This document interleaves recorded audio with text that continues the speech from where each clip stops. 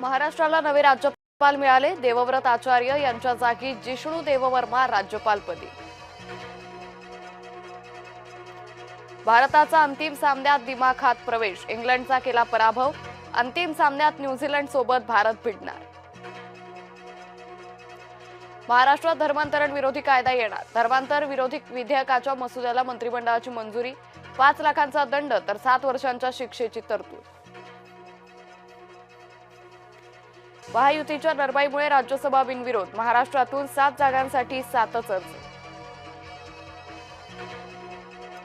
भाजपाकडून 4 उमेदवार मैदानात, विनोद तावडे, रामदास आठवले, माया इवनाते आणि रामराव वडकुतेंनी भरला अर्ज।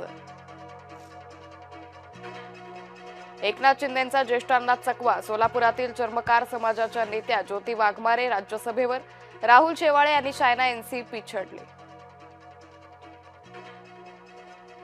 महाविकास आघाडी नेत्यांनी भरला पवारांचा अर्ज, अर्ज भरायला शरद पवार गैरहजर, उमेदवारी गैरहजेरीत भरलेला अर्ज मंजूर होणार का याकडे लक्ष। जे 2019ला टाळलं ते 2026 मध्ये घडलं, आजोबा पाठोपाठ नातू राज्यसभेत, पार्थ पवार राष्ट्रवादीकडून बिनविरोध।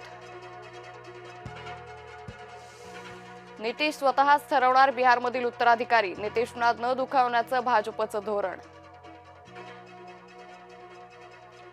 अजित पवारांच्या अपघाताच्या चौकशीबाबत राष्ट्रवादीत नाराजी, राज्य सरकार सीबीआयला चौकशी काढत नाही, राष्ट्रवादीच्या आमदारांनी घेतली सुनेत्रा पवारांची भेट। जय आणि पार्थला घेऊन सुनेत्रा पवार पंतप्रधान मोदींना भेटणार, बारामती विमान अपघात चौकशी सीबीआयकडे देण्याची मागणी, अजित पवार यांच्या अपघाताची निधन चौकशीचा पाठपुरावा सुरूच। वाहतूकदारांचा संप स्थगित, वाहतूकदार मागण्यांसाठी सरकारशी संवाद करणार, गुरुवारी रात्री होणार चक्काजाम आंदोलन स्थगित।